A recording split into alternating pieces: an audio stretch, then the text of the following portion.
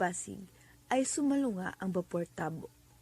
Lula nito sa kubyerta sina Don Custodio, Ben Zaib, Padre Salvi, Doña Victorina, Kapitan General at si Simon, habang napag-uusapan ang pagpalalim ng Ilog Pasig.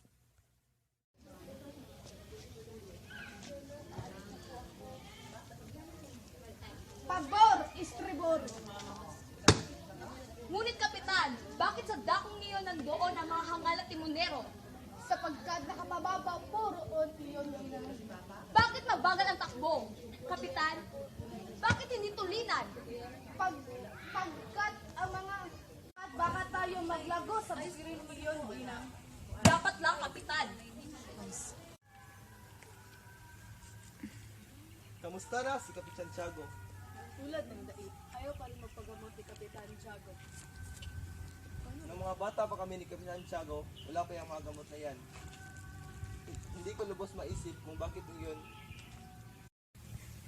Nagsasabi iyon kung saan nagsimula ang masamang gamot.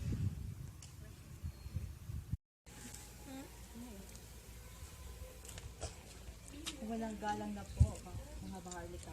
Ngunit ang open na tinutukoy ninyo ay hindi isang uring halaman na gamot, kundi ito ay katusok-las pa lang. Di ba, Basilio? Sangayon ako sa sinasabi mo kay Dijan. Sa pagkakatanda ko, meron nga opyo noon. Tama, meron nga. Wala na ang init ng pagtatalo nang umakyat si Padre Florentino sa kubyerta. Sa halip ay nagkakasiyahan ng upukan ng mga parit mahalagang tao sa lipunan na may hawak ng mga kupita. Kasama pa rin sina Don Custodio at Ben Zaib. Habang pinagmamasdan nila ang magandang kapaligiran, ay nagkukwentuhan sila na may kasamang tawanan at pagbibiruan. Nay, matagal ko na po hindi nadadalaw ang tungkod. Naalala ko pa kung anong klaseng trahedya ang nangyari sa akin noon. Buti na lang ay nakilala ko si Kapitan Tiago sa Maynila.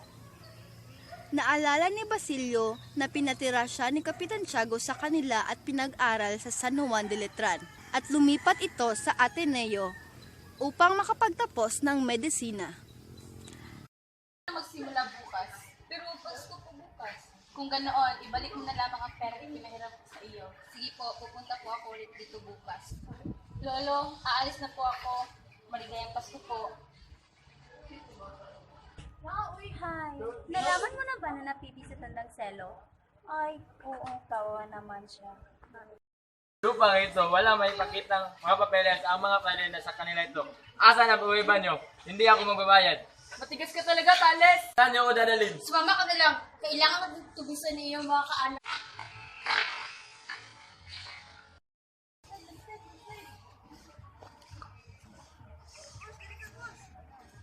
Huli, tuturuan kitang magbasa at magdasal. Aralin mo ang mga librong ito. Opo, maraming salamat po. Humiling ka na sana matulog mo ang iyong ama. Dapat lagi kang nagbabasa ng mga dasal para bibiyaan ng Diyos. Opo, maraming salamat po. O siya, mauna na ako, iha. Salamat po.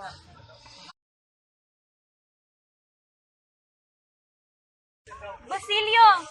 Nandyan ka pala. Kamusta ka na dito? Ayos lang naman ako. Hayaan mo, nag-iipon ako para mabayaran ng utang mo kay Hermana Pensyang.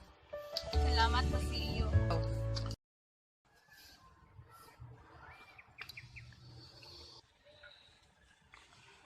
Kapesang talit. Narito po ako para magbenta ng alas. Pasensya ka na, ngunit wala akong pera. Ayos lang po yun. Ipapakita ko na lang ang aking revolver. Nakakagana po yung pintas. Napakaganda naman yan. Para sa iyo, ibibigay ko to ng murang halaga. Salamat. Kaya gaganda naman kababayan dito. Kailan ba ako magiging kuha rito sa Quiapo?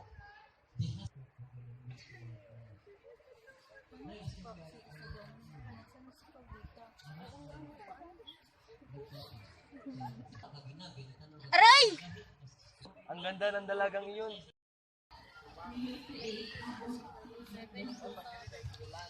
Ano bang nangyari sa pagpasya sa Akademyang Dito Kastila? Ang alam ko si Don Custodio ang nagpapasya tungkol dito. Sino nga ba yun? Siya ay tinatawag na Benatinta. Naging nilalang siya na aktibo sa pamahalaan. Mga Indyo nga naman, wala nang ginawang maayos at kahanga-hanga. Walang aking talino ang mga Indyo na dapat ipagmalaki dahil pag ganon, siguradong masasawi lamang sila. Huwag na natin pagdamitin ng mga bilanggo at sa halip ay magbahag na lang sila para makatipid. Oo nga ho, napakagaling ang inyong panukula. Ano ba yan? Anong gagawin ko? Paubos na aking oras sa pagpapasya. Kailangan ko na itong mapagdesisyonan. Napakagaling ko talaga. Ang aking pagpapasya ay tapos na. Ha!